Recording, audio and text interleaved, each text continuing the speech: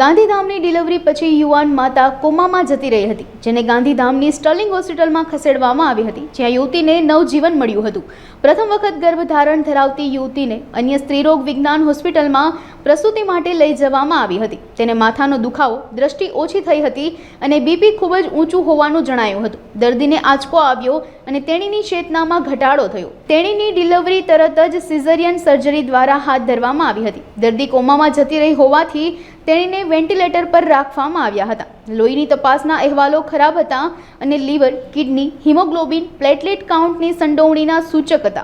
તેણીનું MRI મગજફેન ખૂબ જ ગંભીર નુકસાન અને ખૂબ જ ગંભીર સોજો બતાવતું હતું। આ સ્થિતિને લઈ ગાયનેકોલોજિસ્ટને તાત્કાલિક જાણ કરી અને દર્દીને તાત્કાલિક સ્ટર્લિંગ હોસ્પિટલ ગાંધીધામમાં આઈસીયુમાં દાખલ કરવામાં આવ્યા હતા।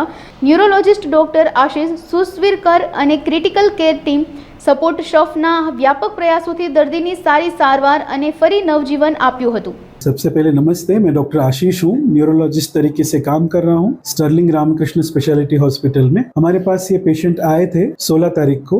उनकी शॉर्ट में हिस्ट्री ऐसी है कि उनको जब डिलीवरी हुआ उसके बाद पता चला कि डिलीवरी होने से पहले जब वो प्रेगनेंसी के स्टेजेस में थे कि बीपी बहुत ज़्यादा बढ़ गया, हेडेक होने लगा, सिरदर्द होने लगा, नज़र पे असर होने लगा और वो डिलीवरी के डॉक्टर के पास पहुंचे। और इस अवस्था में डिलीवरी करना बहुत ज़रूरी होता है, तो उन्होंने सिजेरियन करके डिलीवरी किया। लेकिन पेशेंट को खींच यानी कि आंचकी या फिट्स जिसे कहते हैं वो आ गया, पेशेंट का होश बिल्कुल चला गया और इस दरमियान ये भी पता चला कि लीवर पे सूजन है, किडनी पे सूजन है। तो पेशेंट कोमा की अवस्था में और एमआरआई में जबरदस्त सूजन के साथ, मगज या मस्तिष्क में बहुत जबरदस्त सूजन होने के साथ हमारे पास ले आए थे और इस पेशेंट को हम अति गंभीर या क्रिटिकल अवस्था में आए थे ऐसा कह सकते हैं।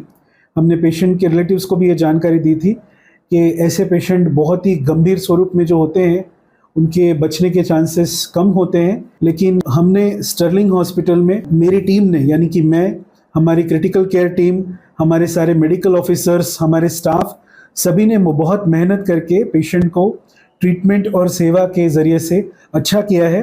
पेशेंट वेंटिलेटर से बाहर आ चुका है, आप देख सकते हैं।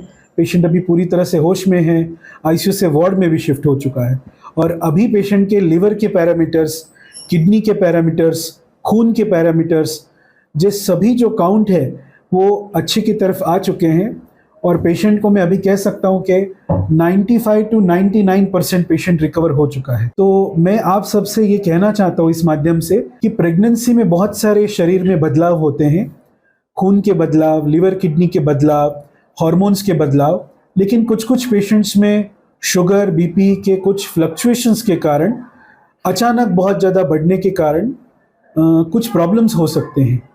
ऐसे पेशेंट्स को गायनेकोलॉजिस्ट, ऑब्स्टेट्रिशियन और उनकी टीम तुरंत जाने पहचाने और वो जान पहचान के हमारी तरफ न्यूरोलॉजिस्ट की तरफ रेफर करती है। હું જ્યારે એમને ડિલિવરી આવ્યું ત્યારે હું ડિલિવરી કરવા માટે લઈ આવ્યો હતો અહીંયા। ડિલિવરી ટાઈમિંગ એમને બીપી હાઈ થઈ ગઈ હતી અને ખીંચ આવી ચૂકેલી હતી। તો ડિલિવરી તો સિઝરિંગથી કરાવી, પણ ત્યાં પછી એમને મગજમાં દુખાવો નાતે થઈ આવ્યો। તો એના પછી અમે અહીંયા જાણકારી ગઈ તો સ્ટર્લિંગ હોસ્પિટલમાં ન્યુરોલોજિસ્ટિક આશિષ સરથી મુલાકાત લેવા માટે કીધું।